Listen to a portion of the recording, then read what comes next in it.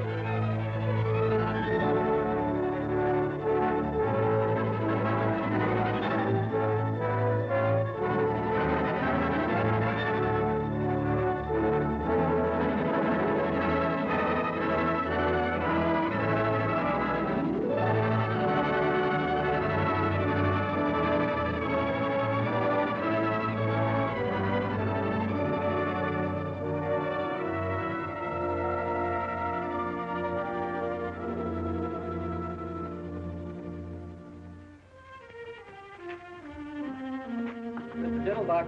Yes, Will. Where the boss would like to see you. Oh, me? Oh. Either way.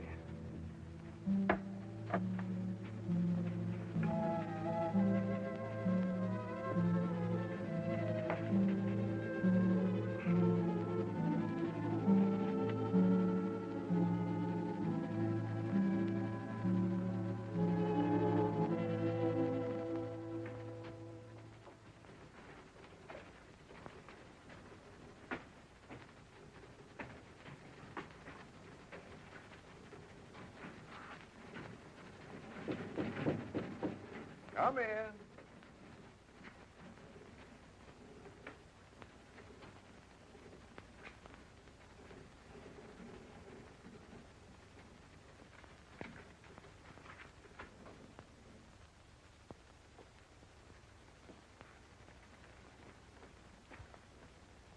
You want to see me, Chief?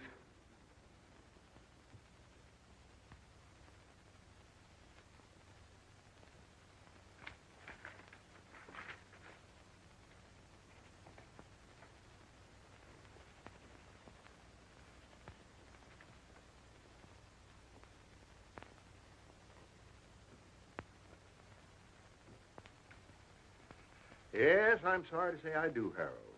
Oh, How long have you been with us, Diddlebock? about 20 years, I guess. 22 years. Too long. Why, it seems like yesterday to me. I mean that I started here. Well, it was quite a few yesterdays ago. The earth has cooled considerably since you put on your first pair of sleeve protectors outside there. Yes, I guess it has. And so have you, Harold. So have you. I don't know exactly what you're talking about. I may be a little older, but I'm quite sure that I had great hopes for you, Diddlebock. If ever I saw a promising type of American youth, full of zing, full of zest, full of zowie, it was you. I remember that day I first saw you. The bases were full. The crowd was breathless. You strutted up to the plate, swinging 3 bats at once. What? Oh, no, it was hockey, wasn't it? Ice hockey, of course. You got the puck, and it wasn't? Well, what does it matter anyway at this point? A man is only as young as his arteries, Harold, and a firm is only as young as its employees. My father fired anyone who got to be 50. Man, woman, or child, it didn't matter to him. That was his motto, the cornerstone of his success. Personally, I found the method harsh. I do not subscribe to it. With me, a man is as young as his ideas.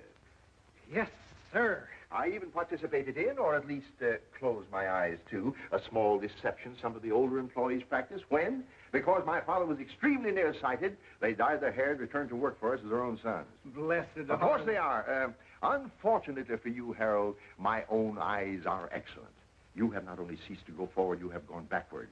You have not only stopped progressing, you have stopped thinking. You not only make the same mistakes year after year, you don't even change your apologies. You have become a bottleneck.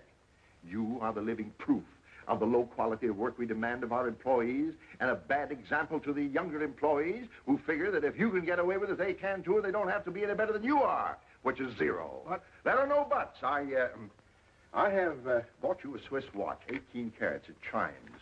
It is properly inscribed with gratitude and love and kisses for 20 years devoted service and so forth and so forth, and I herewith present it to you. Here is also a check for $2,946.12, which represents your savings deposited with the company. I'm surprised you haven't saved more in 20 years. I had a lot more, only it was invested in the preferred stock of the company, and you remember what happened in 1929. Oh, yes, I remember. Of course, it was just as hard on all of us. You know, the little and the big. We all shared and shared alike, but that's all water under the bridge. Goodbye and good luck. And as a parting thought, I want you to know that this is hurting me much more than it is you, Harold. Much more. Thank you very much. Goodbye. Don't let it get you down. Thank you.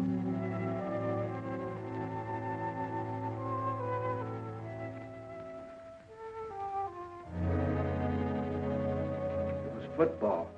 Huh? It was football I used to play.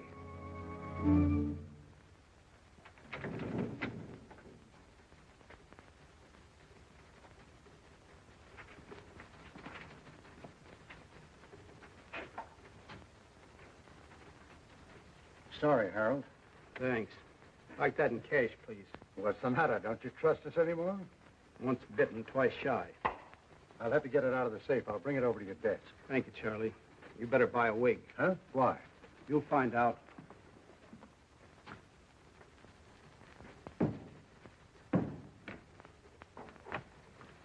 Here you are, Harold.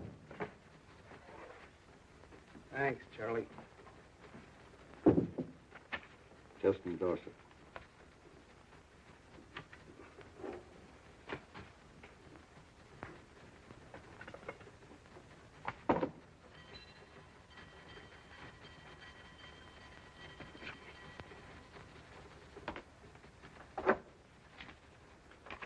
Thanks, Harold. So long, Charlie.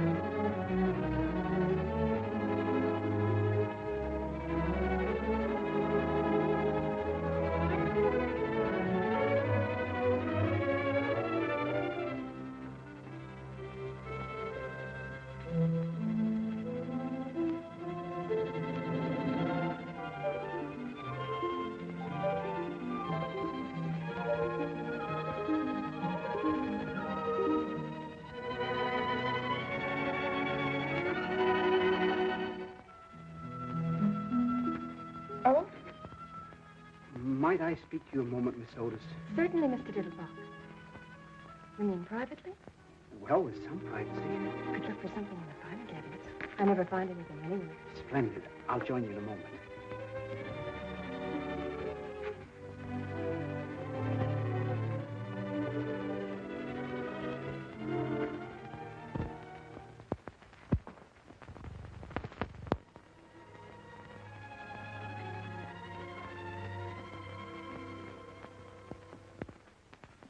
Miss Otis, Yes, Mr. Diddlebock.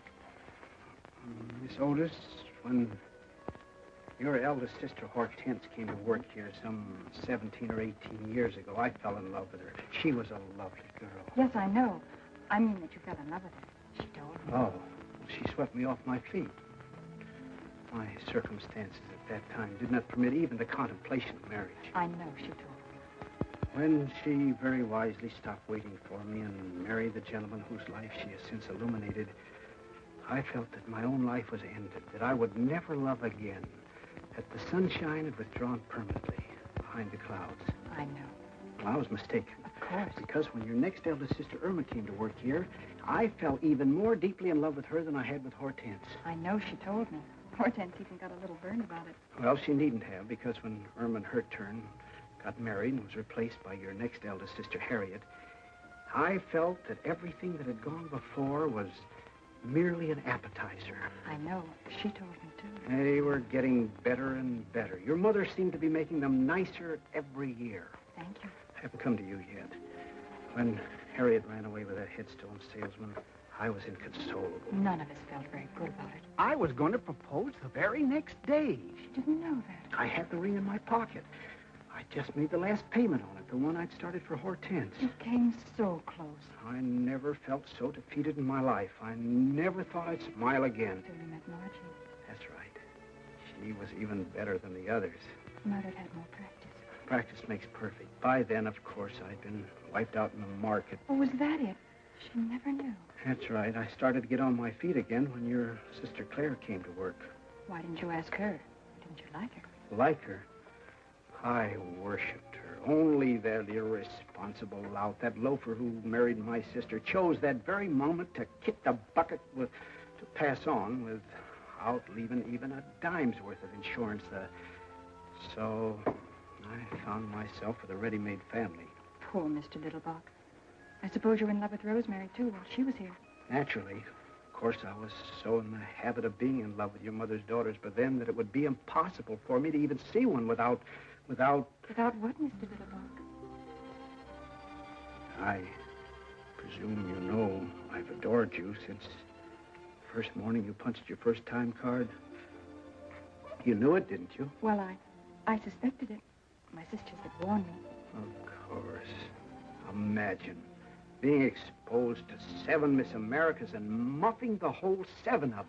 Poor Mr. Diddlebock. I'm leaving here today. Oh, no, Mr. Diddlebock. That's what I really wanted to tell you. I don't know where I'm going, and I very probably won't see you again. So, I want you to take this. It's all paid for. Someday, when you meet some young man who's really worthy of you and who has everything but the engagement ring, you can take that excuse away from him anyway, and...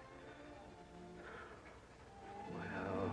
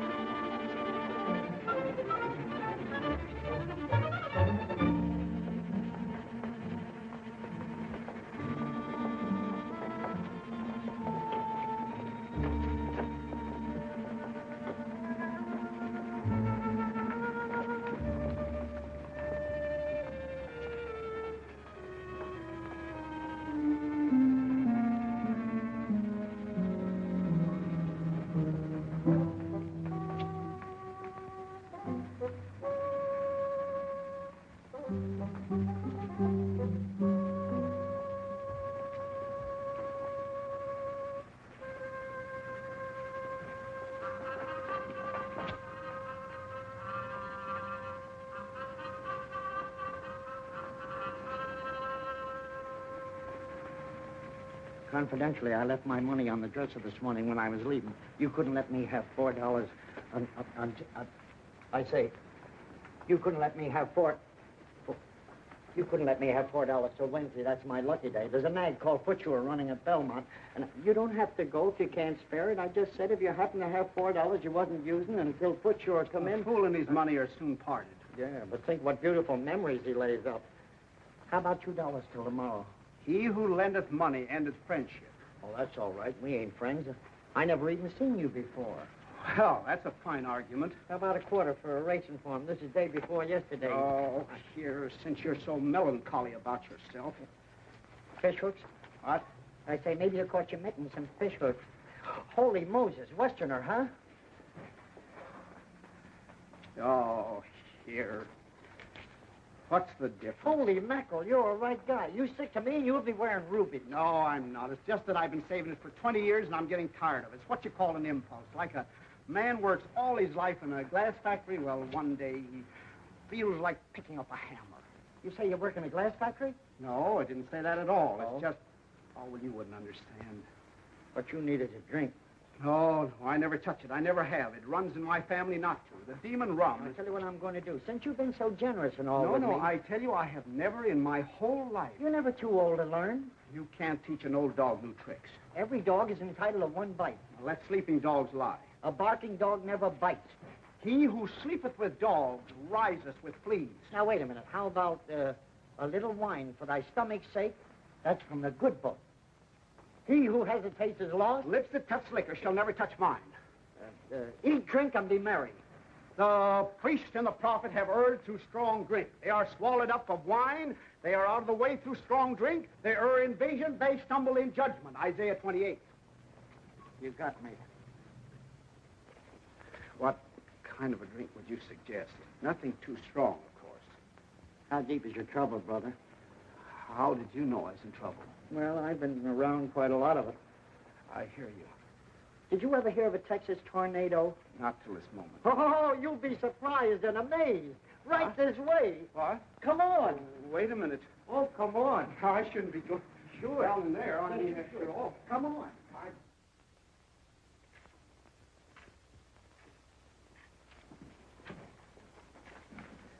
Don't flash that roll in here. I wouldn't want anything to happen to it.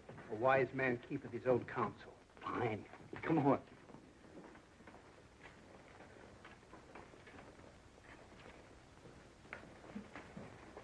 Come on.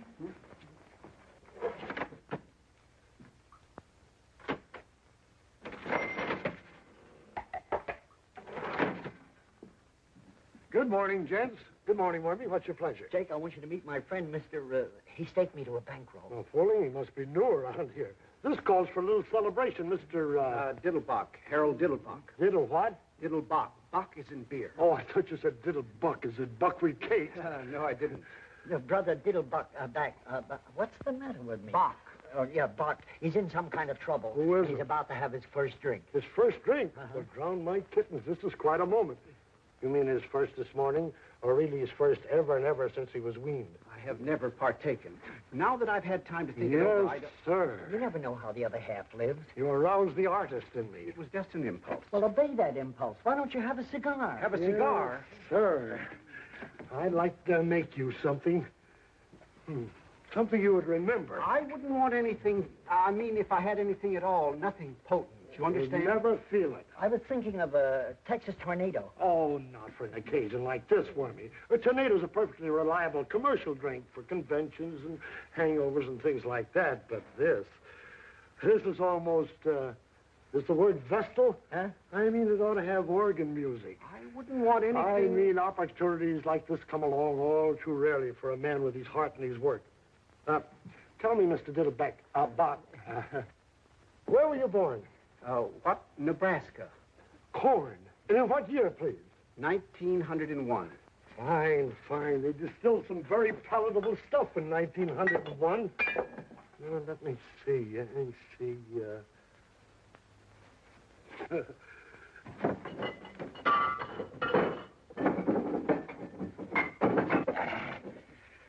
I wouldn't do this for everybody. I wouldn't want you to... You leave it to me. You just leave it to him. 1901. 1901, a sort of meeting of old friends, brothers under the stars. It ought to help your personalities to get together. Or don't you believe in astrology? I've never thought much about it. If you're making that for me... You believe in personalities? I suppose so. How about posterity? What? Posterity's just around the corner. Now, just a couple of technical questions. Would you like it frappe or flambe? How? You like ice skating or turkey spans? I used to skate a little. Frappe.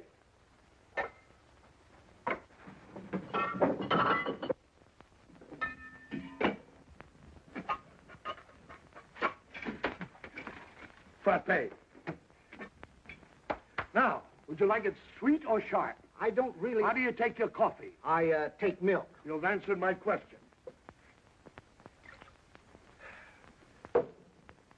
You prefer showers or sit-spans? Well, we have a shower over the tub, but there's always the danger stepping on the soap. Vodka. What? With vodka, you don't care what you step on. You can step on snakes. Now, wait a minute. Now, just relax. One final question. Do you prefer the taste of rosemary or wormwood? Who or who? Do you like Benedictine or absinthe? What? What kind of toothpaste do you use? Sozadone. I got you. If that's for me, You just leave it to him. What a scientist. Ain't that pretty? I wouldn't want anything too, They call him the professor. You just leave it to him. Oh, boy. Gentlemen, the Diddlebock. Ain't he wonderful? A genuine genius. That's certainly very kind of you. Don't mention it. And if you don't mind, I'll sample a mouthful with you. Well, I certainly hope you will after mixing up this much. The artist does not weigh his clay. Your very good health, Mr. Diddlebock. Here's to you, Mr. Diddlebock.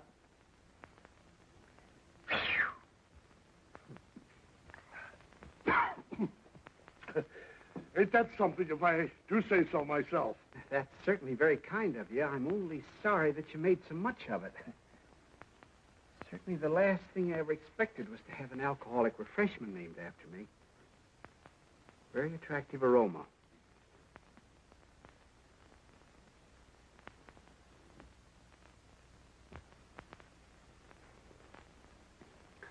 Very mild. Nothing to it. I wouldn't say that.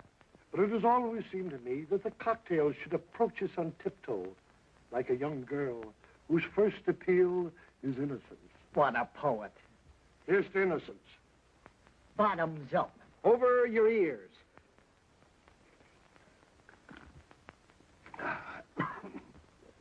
Doggone if he didn't inhale that like an expert. Welcome to the Brotherhood.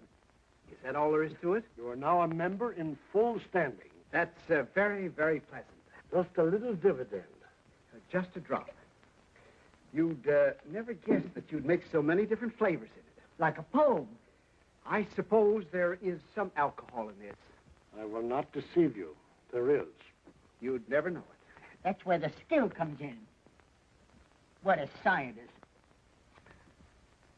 There ain't hardly another mixer in town could do you a thing like that. Oh, boy.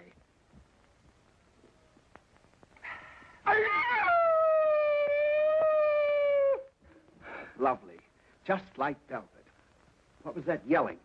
Did you hear something just then? To innocence. And still more innocence. What is... If I were you, just beginning and all. It ain't as if anyone ever drank a Diddlebock before. You can't tell what it'll do to you. This lemonade. Shake up another batch of it. Shake up a bucket of it. Oh, wait a minute. What are you talking about? What are you looking at? Who, me? Nothing. Hurry it up. What is that yelling I keep hearing? Say, is somebody strangling a horse around here? You know, I thought I heard something. Everything's under control, Mike. It was like a sneeze, and yet it wasn't like a sneeze. It was more like, what's the matter? Won't you have a little drink while you're here? No, thanks. Not while I'm on duty. The Diddlebock isn't really a drink. Diddle what? It's just a little thing I invented in Brother Diddlebock's honor. It's more like a fruit cup, really. A fruit cup with sex appeal. Thanks, just the same. Thank you. Very fine fellow. One of the finest.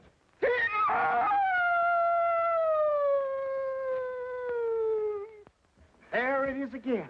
I could have sworn I heard something. I suppose I didn't hear nothing that time. I'm very glad you noticed it, because I did too. Yeah, don't tell me. I've been telling these boys about it, but they're not sure. To me, it sounded like a cross between a Mongolian lynx and a wounded moose. Have you ever hunted the Mongolian lynx? I have not. How about a wounded moose? Likewise. You're probably better off. Why don't you give the gentleman a drink instead of letting him stand there with his tongue hanging out? Look, before your tongue starts hanging out, you better lay off a couple of them diddle pots. A fine thing at 11 o'clock in the morning. Who's he talking to? You? Now, wait a minute. Everything... Just a moment, officer. My friend may be small, but I want you to know that he's got a heart of gold, and I won't hear one word against him, you understand? When I was in the depths of desperation, the dregs of despair, who befriended me? Not E.J. Waggleberry and Company, not the fellow employees besides whom I toiled for 22 years and whose sorrows I shared as who wouldn't, not the Metropolitan Police Force whose salaries I have paid and whose uniforms I have purchased to keep them warm in winter, cool in summer, and fresh at all times, but yon smolder befriended, when befriended men are nothing, you understand? You handle him. Ha! Wait a minute. I just saw it. So what? The fella down the alley. He's hiding behind a post there. Probably an escaped lunatic. I don't see anybody, Mr. Diddlebock. What do you mean you don't see anybody? You can't see that old crackpot with the spectacles? Why, that's you, Mr. Diddlebock. Me? That old tramp? Why, that doesn't look anything more like me. Look at that collar. Looks like a horse collar. Oh, it ain't so bad, Mr. Diddlebock. How long have I been looking like this? You've always looked like that, Mr. Diddlebock, at least ever since I've known you. Why, this is an outrage. Look at that old scarecrow. Look at that suit. Look at that hat. Look at that face. Oh, it ain't so bad as all that, Mr. Diddlebock. It's worse. Why, I wouldn't trust a face like that to empty a spittoon. Oh, yes, you would, Mr. Diddlebock. Are you positive that's me? 2 will get you 12. Then where is there a barber and a gent furnishing outfit? This is a calamity that must be repaired immediately. Right upstairs, Mr. Diddlebock. Only what? Don't you think you better sit down a little while Sit first? down? Why should I sit down? Do I look tired? That's the trouble with the men of today. They don't enjoy. They have no stamina. Look at our forefathers. Look at Washington. Look at Valley Forge. Look at the pioneers. Then look at me. Hey, are you a barber? I'm looking for one. Yes, but excuse me. Is there a leopard loose in the building or something? Everything is under control. Men were men in those days. Here, buy yourself a new suit. You look terrible. They mined the earth and dug the rivers and tamed the wilderness and brought forth peaceful homesteads in the shadow of the eagle and the echo of the thundering herd. And in the final analysis, where are they? I ask you, and I reply, dead, my friends, deader than a boiled mackerel. I thank you. Are you all right? A barber and a tailor. A barber and a tailor. A barber and a tailor. And the world is mine. A barber and a tailor. You better remember what you put in that so it won't happen again. What's the matter with this? Should old acquaintance be forgot for the sake of old lang syne? Now, if you'll just slip into this, Mr. Diddlebuck. That wouldn't be a little on the quiet side, would it? Yes, I think you're right. Hide not thy light under a bushel. You need a tent to hide that one. Well, then we'll try this little Glen awkward plan. Love. Murder. Well, now, Mr. Diddlebuck indicated to me that he wanted something courageous. I made this for a dog act. I can hear it barking. Very clever. I bet they have to get up pretty early in the morning to catch you in bed. It's been tried. Oh. Well, now, suppose we try this little pinstripe. Why? Well, we just thought, the young lady and I, that this was a smidgen on the loud side, a mildy, of course. Oh, you did? It's the check within the check within the check that turns my stomach. Oh, it is. How true. Hello, Max. How depressingly true. Who's the tosspot? That's my friend, Mr. Diddlebock. Now, that would call for a waist measurement of about 32. Excellent. I'll be back in a flash, and you won't know yourself. Excuse me. Well, so long. Better luck next time. Just a moment. Why are you giving that lowbrow your money? Lowbrow? Now, wait a minute. Now, here, wait a minute. This is Max, the bookies man. Don't you remember that goat I was betting on? This goat? Listen, Chester. No. Put he lost. Why do you bet on goats? You want to bet on something? Bet on horses. They run faster. Yes, sir. You say this animal lost? Totally. I see. Well, now is the time to turn defeat into victory through a clever maneuver. Yes, sir. Now, who are the contestants in the next sprint? Let's see. Windowpane, Butcher Boy, Senor Pepito. Oxnose, Pepper Pot, Crazy Maisie. Get a joy. These handles. Polka Caterpillar and Emmeline. Emmeline? Did you say Emmeline? Yeah, Emmeline. Devoid of speed. Probable odds 30 to 1. Emmeline was my mother's younger sister. You don't tell me. Oh, yes. She was a little shorter than Mother, though. A little plumper, too, but a very pretty girl. That's remarkable. Avoid her like poison. She had the prettiest blue eyes. But she's 30 to 1. But no bookie pays more than 15 to 1. I'll take 15. Don't you understand what odds mean? I think so. They represent a difference of opinion. Right. Well, my opinion is Emmeline. She must be a beautiful goat. I mean, if she's a horse. Oh, well, all the better. They run faster. I don't want to hurry you, none. But if anybody still wants to get a bet down, I get 15 to 1 for Emmeline. especially if she wins. $1,000. $1,000. $1,000? You mean on the nose? Wherever you put it. Now, wait a minute. Take it easy, will you? Don't get excited. It's nothing but a symbol that costs practically nothing to print. There is no shortage of it at any time. Don't do that, Mr. Diddlebock. You have to take chances in this life. Will you take a grand on Emmeline? No, you don't have to take those kind of chances. 15 to 1. Don't do that, Mr. What do you mean, am I Diddlebock. glad? Nonsense. You didn't know Aunt Emmeline. I got the dough right here in my mitt.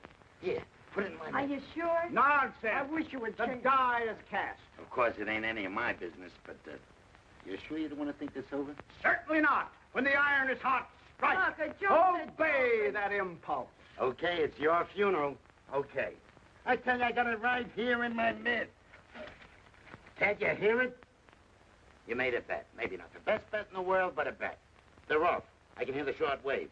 Senor Pepito going to the front by a head. Windowpane second. Crazy Maisie third.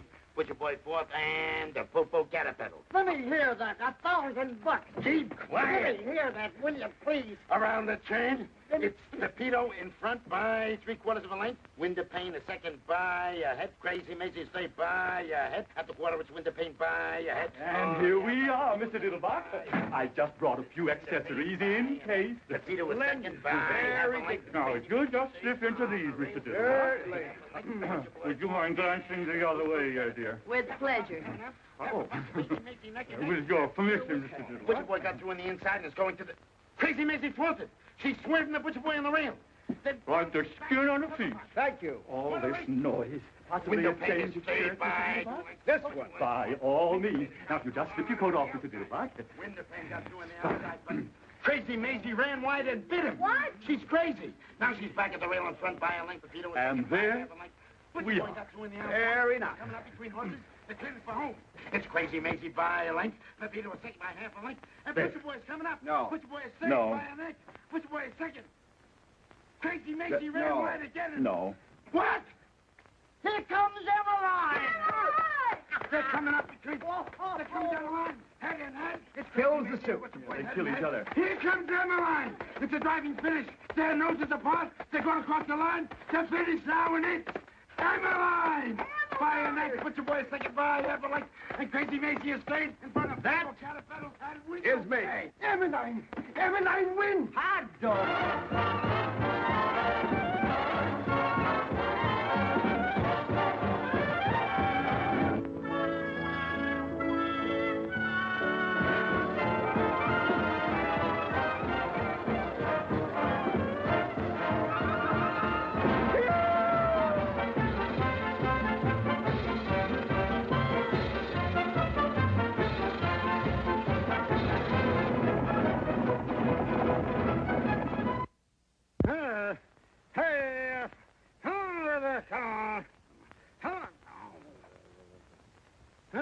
Wake up, you nasty thing. A fine brother you turned out to be.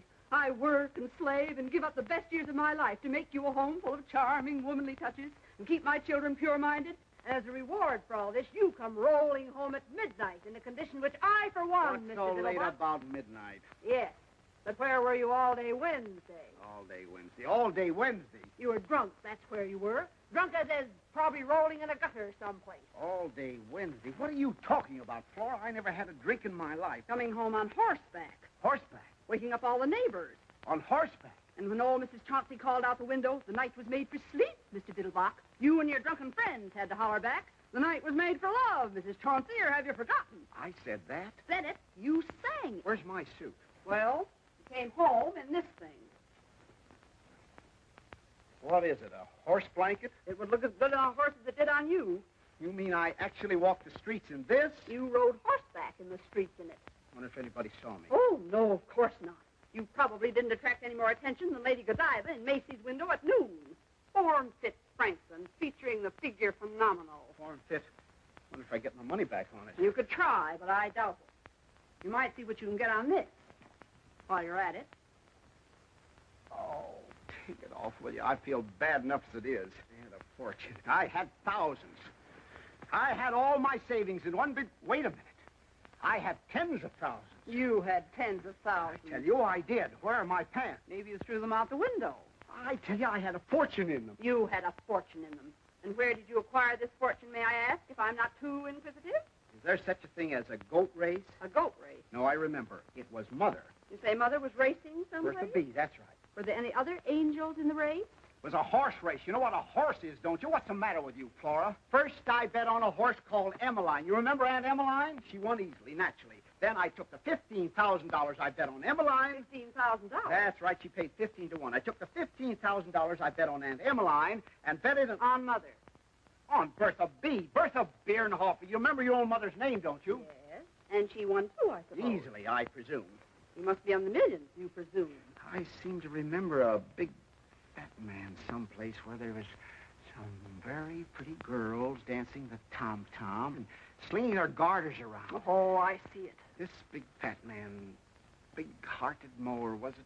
Generous Jake. He was always smiling. He had a big, happy smile, like a shark. He had it right in his pocket for me. He said, all in cash. All he had to do was reach right in and pull it out. He said? That's right. But the government didn't want anybody to have that much in cash. That was it. It wasn't patriotic. For him? That's right. When I said, I suppose that's why they want you to put your money in bonds. He said, bonds, Brother Diddlebock. When they say bonds, they mean investments. And have I got an investment for you, Brother Diddlebock? And what was it? I don't remember. Well, I'll tell you what it was, Brother Diddlebock. It was a drunkard's dream. The horses were nightmares, and the money is just something you never had and are never going to get, Brother Diddlebock, because you're just an old failure. So just get into your clothes and go down to the office and walk in as though nothing had ever happened, and probably you'll find nothing did happen. What about Wednesday, Flora? What was I doing all day Wednesday? Don't tell them you had a cold. They probably had drunks working for them before. I just don't believe it, Flora. If I could only find those pants.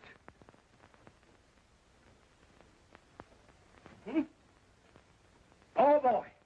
Now you'll see whether it was a dream or not, whether I never made any money or never will. Just feast your eyes on that. Yeah.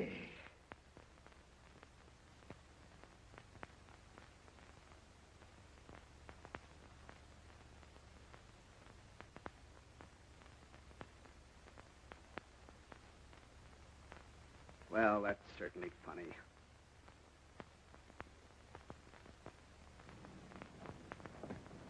Good morning, sir. Good morning. Shall I follow you, sir, or will you hop in now? You talking to me? By all means, sir. I said, shall I follow you, or will you hop in now? Just a moment. Why should I ride in that thing? Well, it's your cab, sir. You bought it last Tuesday. My cab? You mean including the horse? Most assuredly, sir. How else would we propel it? What did I use for money? Why, you had tons of it, sir, and you were most generous and high-spirited with it, too, if I may make so bold. I was. Positively, sir. It took me back to the good old days. It was a gorgeous spectacle. Why, hardly anyone could render you the slightest service without you pressing a 50, or at least a 20, into his eager hands. I almost thought once or twice you overdid it, sir. Excuse me, you didn't happen to notice what I did with any of that money, did you? Or even some of it? Oh, you were most free with it, sir. The women were at your feet, sir, if I may make so bold. They were. Prostrate, sir, absolutely horizontal. The weaker sex simply adore a generous man, sir. Excuse me, you wouldn't like to buy this vehicle back in a bargain, would you? I could let you have it very reasonably, including the horse and the whole... But you've already paid me a month's wages, sir, and you gave me to understand the position was permanent. I really hate to disappoint you, but wait a minute. You don't happen to know whether a horse called Bertha B won on Tuesday, do you? By all means, won rather easily, I believe, in 201. Then what did I do with it? You mean the tail? Yes, and where was I all day Wednesday? You mean where weren't we, sir? Oh, it was like the good old days. You'd say Algernon. Your name's Algernon. My name's Thomas, sir, but you had difficulty in remembering it. You called me Algernon James Macbeth, and even Othello once or twice. Excuse me, but... Morning, Mr. Diddlebock. I thought you'd be over there, but since you wasn't, I'd come over here. Morning, Hamlet. Good morning, Wormy. Now, before you do anything else, you got to see about getting them some breakfast. Getting them some breakfast. They would like to have their breakfast immediately, if not sooner. Who would like to have their breakfast? The lions. You know anything about any lions? I rejoice to say I do not, sir. The lions that come with the circus. I've been out there for 2 days. What an aroma. Just what circus are you alluding to? Your circus, and it ain't no illusion. My circus? Who in heaven's name ever gave you the idea that I had a circus? Whoever gave me the idea, you sent me out to take care of it, didn't you? Right in the middle of the party, didn't you? Just when I'm getting in good with this big blonde that got it beat it out to Queens, just in time for an elephant to squirt a bucket of ice water in my kisser, and for one of them cats to, well, never mind. Where the how in heaven's name did I ever get a circus? Lucky Leopold give it to you instead of the dough you won from him. Wild Bill Hitchcock lost his circus to him. Then I did win on Bertha B. Oh, sure, for all the good it done you. You said you had always wanted a circus. I did. You did and you have. You sure got your wish. I see. And we have many hungry mouths to feed. Oh, we have. I was hoping it was just a small lion act or something. Maybe one lion and a couple of trained birds, maybe. One lion.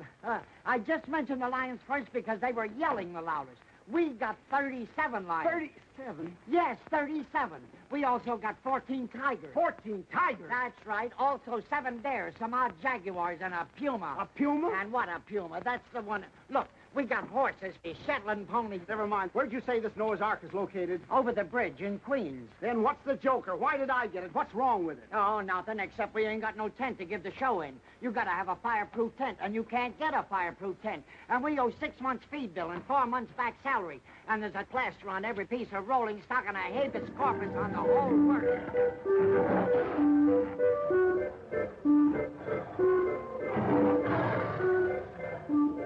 Now, how would you feel about repossessing your circus at a fraction of its original cost? I'd like to be 9,000 miles away from it, home in the arms of my mother. I see. I could make you an exceptionally attractive offer. You couldn't make me an attractive offer, not if you got down your bended knees and threw in a set of dishes. I see. You don't, but you will. The only reason I hung around as long as I did and gambled away my stake was because they were so hungry.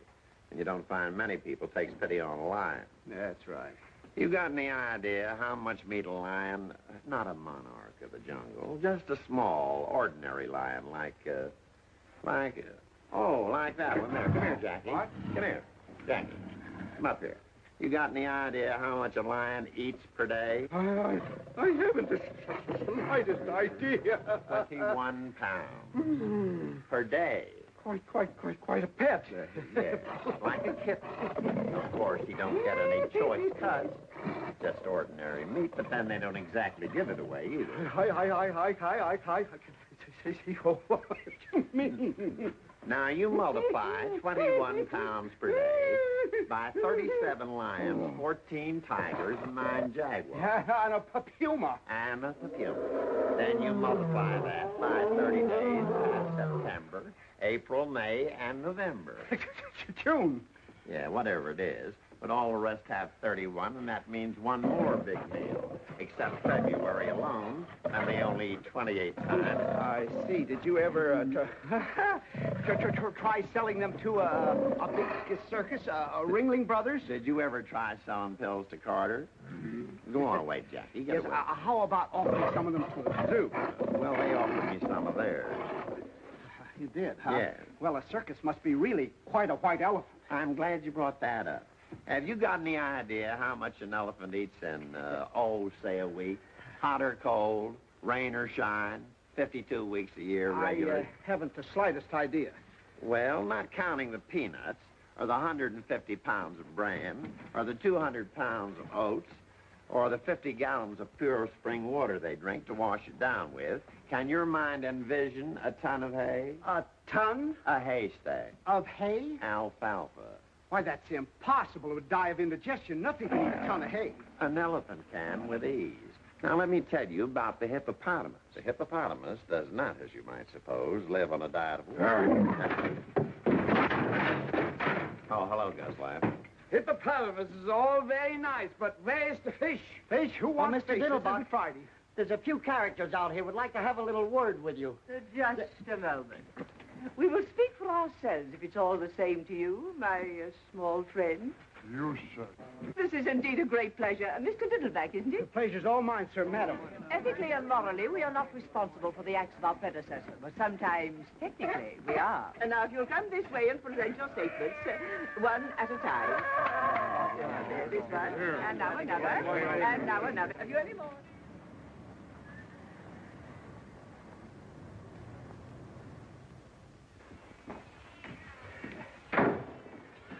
How do you do? What is your trouble, young man? I happen to have some very hungry cats, and I was just wondering if your organization could help me out a little, just temporarily. Most certainly. We're here for that purpose. It wouldn't matter about the size of the cat? Not a particle. We mother all cats. That was the desire of our dear benefactor. Very handsome man. Well, that's certainly a relief. Now, have you one or plural cats? Plural. Excellent. And the number, please? 61, if you want to count that pew. I beg your pardon? Well, in the neighborhood of 60. It's quite the neighborhood. Well, you know how they multiply. There are ways of controlling that, you know. I don't want to sound cruel, but are you quite sure that being out of work and everything, you can afford to support quite so many of our dear little friends?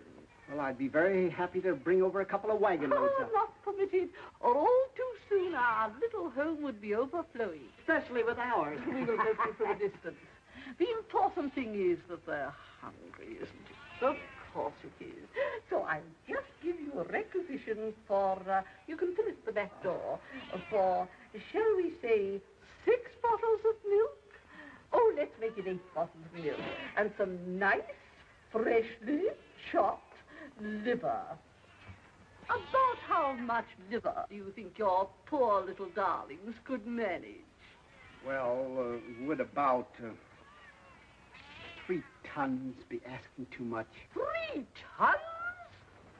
We could have took a couple of pounds of that liver. What for? For lunch. We got to think along very much broader lines than that. This is a big problem. You're telling me. I used to solve problems all the time when I was in college. Trigonometry, calculus. What a time this would be. You know something? What? I don't think I've thought in years. No fooling. I'm always thinking, always trying to figure an angle. That's because you have to. You haven't got security. You haven't got a job like I have. I mean, like I have. Where you have to get up at the same time every day, eat the same breakfast, go to the office on the same car, work on the same ledger all day, then go home the same way you came to the office, except backwards. Sure makes me dizzy to ride backwards. Doesn't take any thought to do all that, so you don't think anymore, like you stop taking exercise. I sure hate exercise. I was even in love with the same girl all my life, except in different bodies.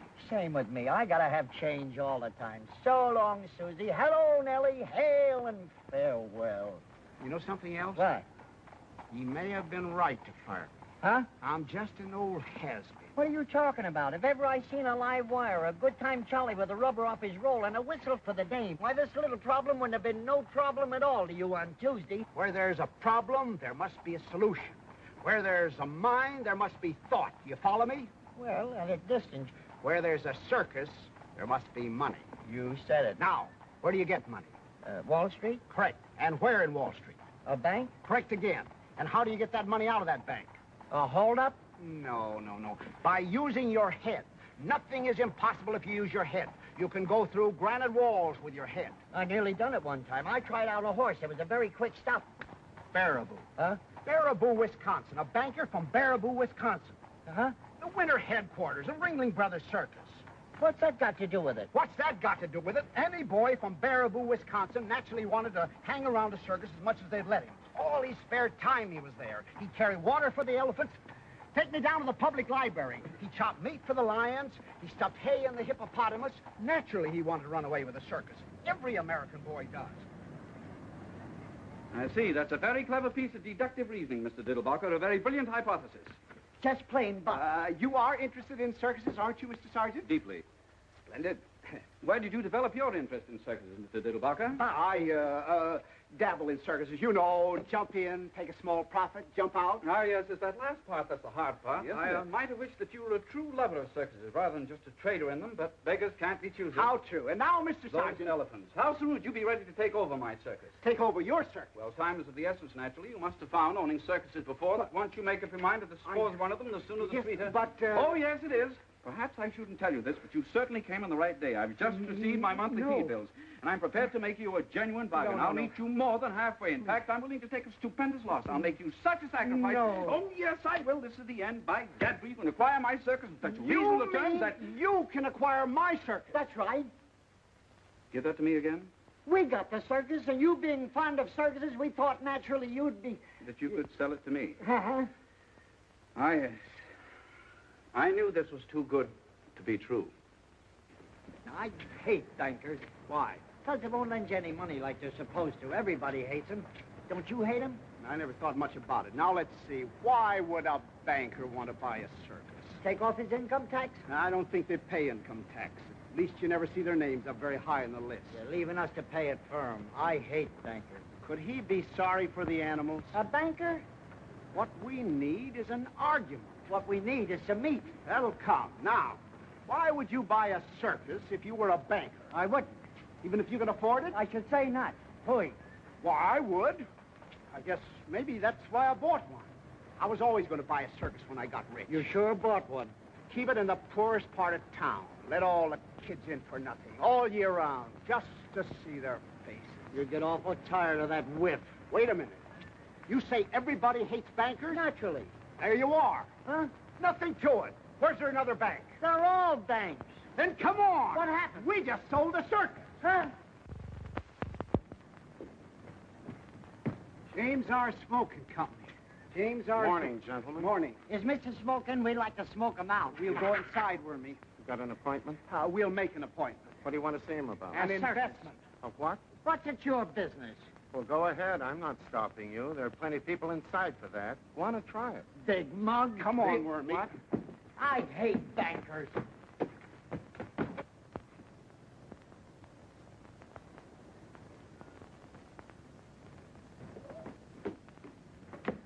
Well?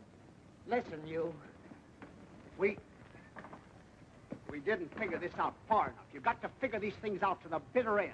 What you'll do, then what they'll do. Then what you'll do after that, then what they'll do, then what you'll do after that. It's like, do you play chess? No. I don't either. Maybe if you wore the other suit and the big Kelly. What for, to frighten them? No. What we need is an open sesame. Oh, no, well, we can pick up a couple of blackjacks. No. What we need is a rule. Oh. Did you ever hear of the Trojan horse? Where was he running? Forget it. There's nothing that succeeds like success. No. Like thought. With thought, you can penetrate granite walls. Right, Big Mug. All we need, then, is a thought. But that goes all the way through. Right. That don't stop at the bitter end. Right, you and your little brother. Never mind that stuff. There's nothing to it. We'll be in jail by 3:30. Huh? Out again by 4:45. Huh? I've got it. Absolutely and beyond question, it cannot fail. What is it this time? We've just sold the circus, that's all. Again? Right, come on. Must you go? We'll be back. You'll find out, you big stiff. Right. Right. Since you have repeatedly failed to clean up this matter, despite numerous warnings from me, which I was in no way obligated to show, Which we were in no way obligated to show. we are reluctantly forced to inform you that we will have to take over your building. As of the...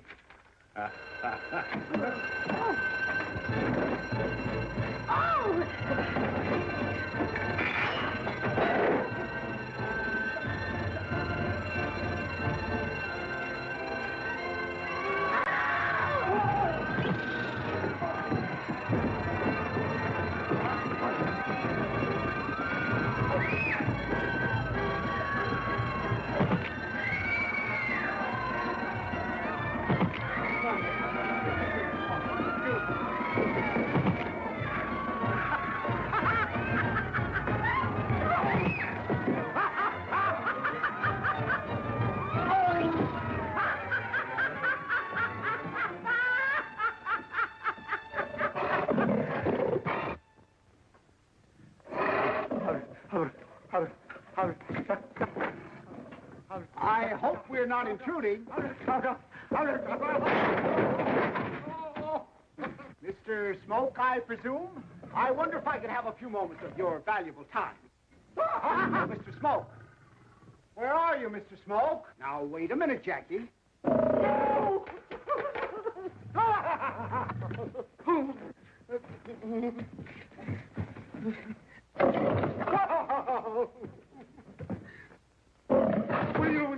Will you take that blasted thing out of here? You wouldn't hurt a butterfly, Mr. Smoke. Butter wouldn't melt in his mouth.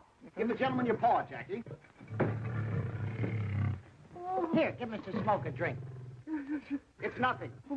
It's called the Diddlebock. I have only a few moments before the police reserves arrive, so I will be extremely brief. As you know, Mr. Smoke, you are loathed by everyone. Why? Because you are a banker. I am here to repopularize you overnight through the medium of the James R. Smoke year-round free circus for children. Adults, 55 cents. Remember that the richest man in the world spent millions to become popular. I will make you popular overnight and for nothing. There's only one circus in the world for sale. Why, Jackie? I have it. The James R. Smoke year-round free circus for children. Adults, 55 cents. The price is $30,000. I will leave you with that thought. My name is Diddlebock. You can locate me through the papers. Good day. Come on, Jackie. Come on, boy. Good day. Bock, as in beer.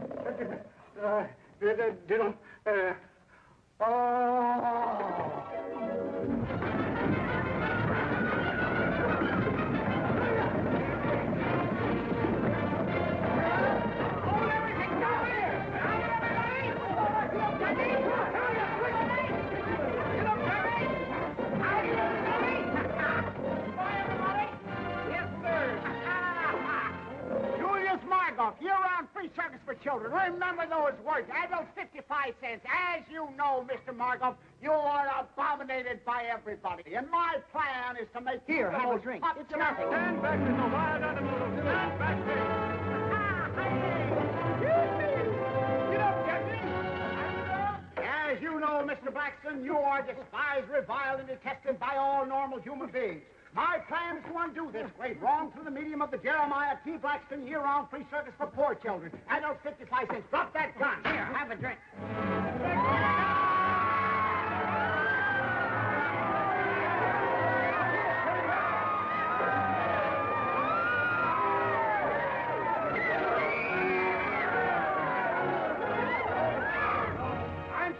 Break in on you like this, but I want you to know about the McDuffie year-round free circus for poor children. Adults, 55 cents. As you know, Mr. McDuffie... Just a minute, young man. What have you been crashing in here without being announced? What you got there, a dog? He don't smell nice. Why don't you give him a bath? Now, get out of here before I ring for the janitor. If I can never find that Tessie Bell, and have you escorted to the street pronto. Go on out now. The McDuffie circus would make you very popular. I don't want to be popular. I don't like nobody, and nobody likes me. If it's all right with them, it's all right with me. Here, have a drink. Certainly, that's the one thing I do like. The McDuffie circus will probably... Very nice. Man's only friend. Now, get that dog out of here. I hate dogs.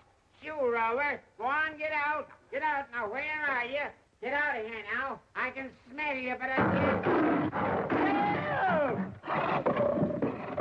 No! No! Hey! Jackie! Look out for Jackie! Here, Jackie! Here, Jackie! Now look what you done! Here, Jackie! Here, Jackie! Here, Jackie! What? Here, Jackie! Here, Jackie! No! What's the matter with you? What are you trying to do?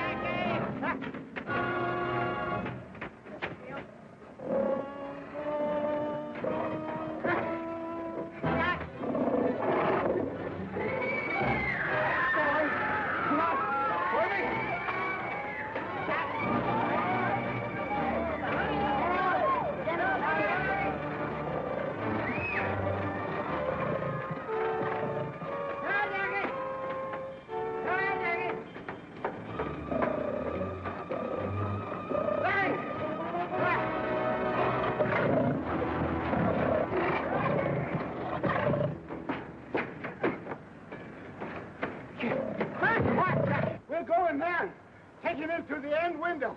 All right. Stay back, boy. No! It's locked. Try the other one. All right. No, Jackie. Show this one. Try this one over here. Here. Keep right in there, boy. Quiet now. Stay right. It's locked, too. Huh? I'll try the other one. Right. Fine. Back there. Be quiet, boy. Ah! Mr. Diddlebock! No! Hand! Do something. Here, keep back, boy. Come over. Give me your hand now. Careful. Hey! No. Please, wait. Come on, Bubba. Come on, hold my hand. Look out! Look out! What are you doing? Hey! No. What's the matter with you? It's enough. Stay back there. Now I got my glasses. Oh, all right. I'll buy you another pair. They was only from the dime store, but it took me 3 weeks to pick them up. Where are you? Never mind. Look out! Here, no! Mr. Diddlebock. Please, Mr. Diddlebock. What are you trying to do here? You don't see an unrestricted Careful now. Yeah. Ah! No, hang on. No! Stay back there. Come on. I'll show you how to open them. Wait a minute. Don't frighten Jackie. He don't frighten that easy. This is one time I thought the thought all the way. Get back, Jackie. And I ain't going over that precipice again. Now, hey! Stay there, Jackie, now. Now be quiet, Jackie. That's a nice old iron. Only be a second now. Be careful, boy. Oh, no. What's wrong? For heaven's sake.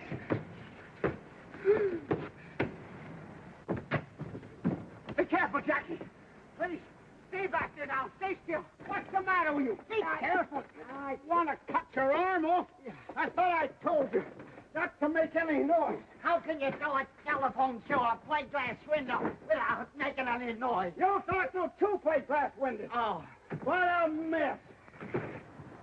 Can you see him? There's a good old Jackie. There's a good boy.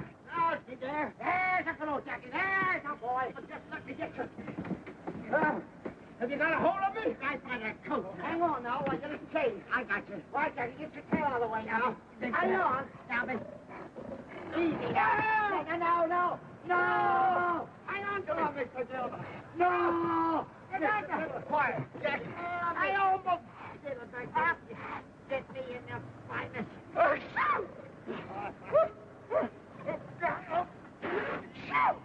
Jackie! Are you all right now? Just 1 minute. Now take it. Jackie, I can't. Clear the edge now. Mr. Diddlebock, where are you? I got you. I better get over with my foot. Oh. Now, quiet now. Yeah. Are you all right? Oh, just a minute. You got a hold of me? Yeah, I got you. Good. Now, hang on. I got it. Oh, no. I see. Throw the tail up from around Jackie's, the chain from up around Jackie's neck. I see. Now, and you got a good hold of it. Just a minute now. Hang on. What? What's the matter? I'll show you. If I only had my glasses. Okay, now, hang on. I got you. There I go. Yeah, got you. I can't feel you holding me. I got you in a death grip. You got me good solid. You betcha. There I go now. Be careful now, Mr. Diddlebock. I got it. You got a good hold on me. Sure, I got you. But why is your voice so far away when your coattails are right here? What? Where me? Help me! Help! Where me? Mr. Diddlebock! Hurry, somebody, help me! No, Jackie! Give me your hand! Where me? Help me, right? Mr. Diddlebock! Here I am, way over here now. Over where? Yes, I'm trying. No, do something, Wormy. Do something way over here, Wormy. No, Jackie. Hey! No! Hurry up, Bill! Oh! Mr. Diddlebock! Hurry up, Wormy! Oh! Have you got him? Come on, boy! Have you got him, Bill? Can you reach me? I'll get Hurry up, do something! Where are you? This thing, I can get a hold of it. There it goes, not everything. Everything got to do. Mr. Diddlebock! Hold on a minute. Come on, here I come. Come on, Bill.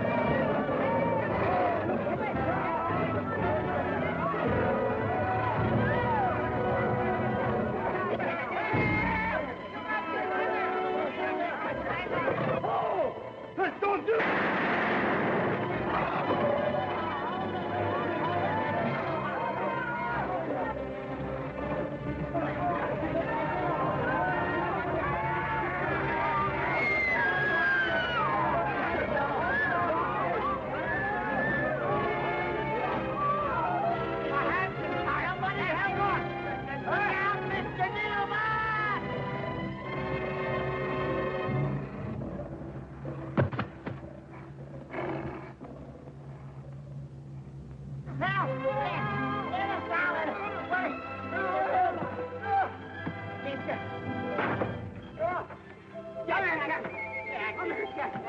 Oh, that boy. Good old Jack. Yeah, good old Jack. Was this part of the plan?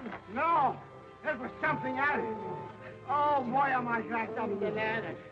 Oh, boy, it's good. Are you sure he's all right, Wormy? Are you all right? Are you all right? Good. Huh?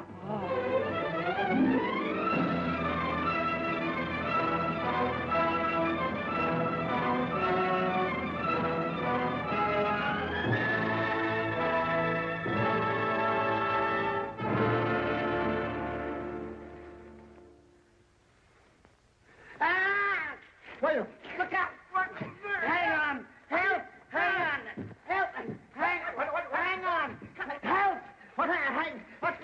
What's the matter with you? I'm sorry. I ain't never going to be the same again. Oh, boy, is this nice in here. Thought you didn't like jail. This is the first time I ever appreciated one. So cozy, so solid. Don't they build them nice? Well, we'll be out of it pretty soon. No hurry. We gotta get over this, you know. That wasn't part of the plan at all. You're telling me. Now, let's see. I said that we'd be in jail by 3:30. We are, and I love it. And out again by 4:45. We ain't, and it's all right with me. Good old Jackie, did you stick your neck out? They ought to be here with certified checks. Who? The bankers. They have to come with certified checks. There's nothing in this world as strong as a good idea. Never has failed, never will fail. It cannot fail. The thought is planted. One more second, they could have planted us, too. Can you imagine watching a trapeze act? Oh. There they come. Who? The bankers. Now, you just watch. Pretend to be indifferent. Right.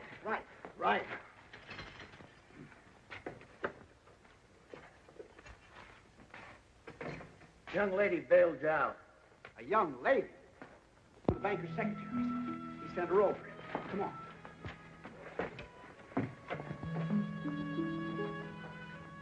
Hello, Mr. Diddlebock.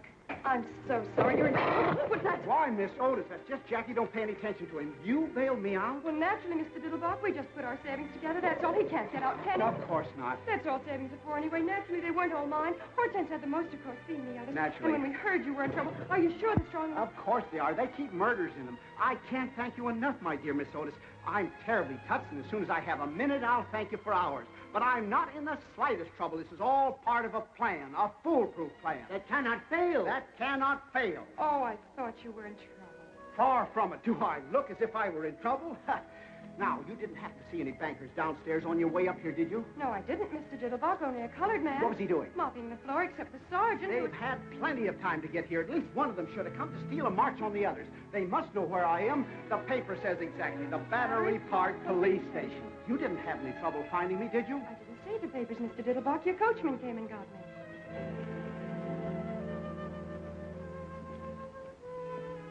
Why, there's life, there's hope, sir.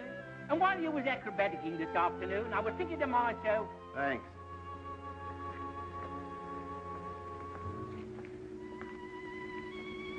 I'm awfully sorry, Mr. Diddlebock. I don't know exactly what you're disappointed about, but maybe you could get arrested some other time if that's what you're trying to do. Well, that's that. But I just can't understand it. Come on, Wormy. We'll take Miss Otis home anyway. It's about all we have to offer. And we'll come back and get Jack in. I'd be glad to go back in jail, Miss Otis, if it would get you your savings back. Don't talk nonsense, Mr. Diddlebock. Don't be depressed. The day is always darkest. I know, just before the cyclone. Say, what's the Battery Park Police Station doing on Canal Street? The Battery Park Police Station, too? Yes, that's where the paper said I was. Oh, they couldn't take you in. There wasn't room. Some roisterers of some kind got in ahead of you. Or they didn't like lions or something. Then where is the Battery Park Police Station? Why, in Battery Park, sir, naturally. Then what are you waiting for? Get in. You see what I told you? Hot dog, let's go! Let's go!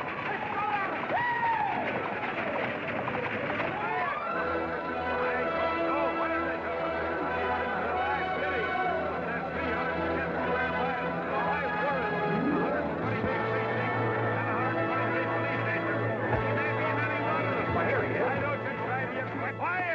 Did anybody see any bankers around here? I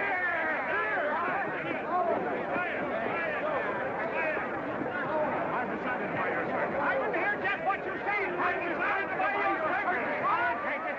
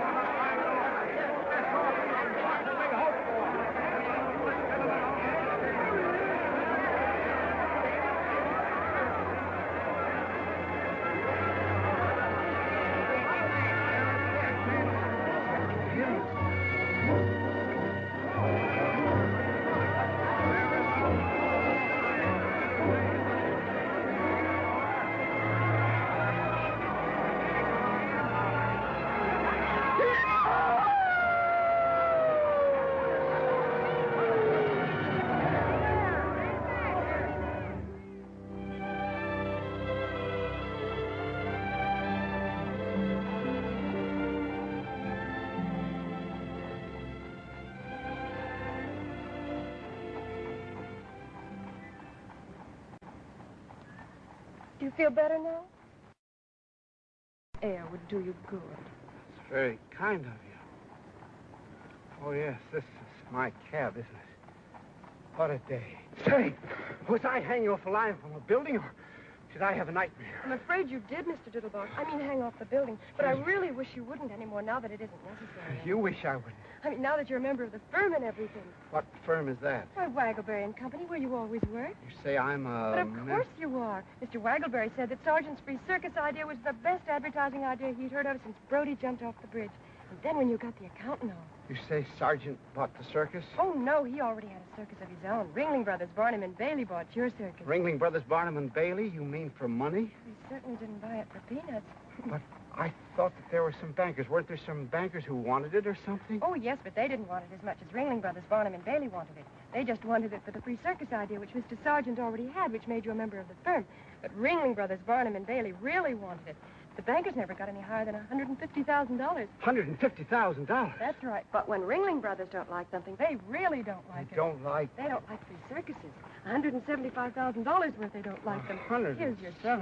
$175,000. I'm so happy for you, Mr. Diddlebock. I mean, so much happening in such a short time.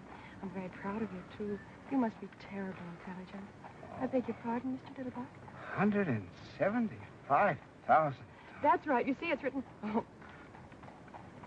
It's written twice. Oh, you're wearing it, the engagement ring. I remember now, $175,000. How beautiful it looks on your little hand. I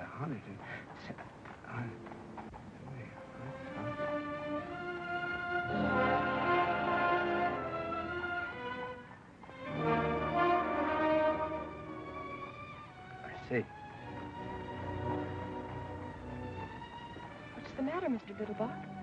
This ought to be the happiest day of my life. The unexpected job, the unexpected money, but it isn't. Funny, isn't it? I'm not quite sure I understand, Mr. Diddlebock. What's so difficult to understand about it? I just said that I'm very happy for you. If I didn't say it, I meant it. I've just made a killing in circuses. I am, you tell me, a member of a large advertising firm, and I don't know how much per year. If ever I could afford to support it's now, and once again, I've just lost one of the little girls in the world. The last one. I am naturally delighted. Excuse me for even thinking like this. Now, if you tell me where you live, I'll take you home. You mean you don't remember, Mr. Diddlebock? Remember what? What is there for me to remember? What I want to do is to learn how to forget. Remember that you're married? Remember that I married you. How's that again? I said, don't you remember marrying me, Mr. Diddlebock? Marrying you, Mr. Diddlebock? How could I possibly remember marrying you, Mr. Diddlebock? In the first place, your name isn't Mr. Diddlebock. In the second place... You mean you don't remember coming out to Flatbush in the middle of the night with a full orchestra? Flatbush? And waking up the whole neighborhood while you told Mother it was about time you did something about one of her daughters, and then wrapping me in a long velvet cloak that turned out afterwards to be a window curtain, and then galloping all the way back to New Jersey. I'll bet you Alice remembers. Are you sure of your facts, Miss Otis? Am I sure? Really, Mr. Diddlebock? This is terrible, Miss Otis. I'll never forgive myself if I live to be. I mean, difference in our age alone is. I mean to say not that I don't worship the very ground you walk on, but I mean looking at us together. I must have been out of my mind. I was out of my mind. Why didn't you resist me, Miss Otis? Because you were irresistible. Irresistible, my grandmother's poodle. I mean to say, look at me. I'm looking at you, Mr. What do you see? My husband. Your husband, piffle, bunk, sentimental drip-trap. Fortunately, there's still time to rectify this nonsense, this miscarriage of a... We'll have it annulled for you. I don't think that would be practical, Mr. Diddlebock. All right. Then you can go to Reno or any place else that you like. At least I can afford it now. What do you mean it wouldn't be practical? I'll always be glad to look after you as generously and as well as I know how. Anything that I have is yours, Miss Otis. Everything I have is yours, Mr. Diddlebock. And I'll tell you something else, Mr. Diddlebock. I'm not going to Reno or any place else because you see, Mr. Diddlebock, it took you so long to make up your mind and join our family that now that we have you, we don't think we'd better ever let you go. But, my dear Miss. And I'll tell you something else, Mr. Diddlebock, that you also haven't bothered to ask me. I love you, Mr. Diddlebock. But, my dear Miss Otis, my dear child. Oh, my dear.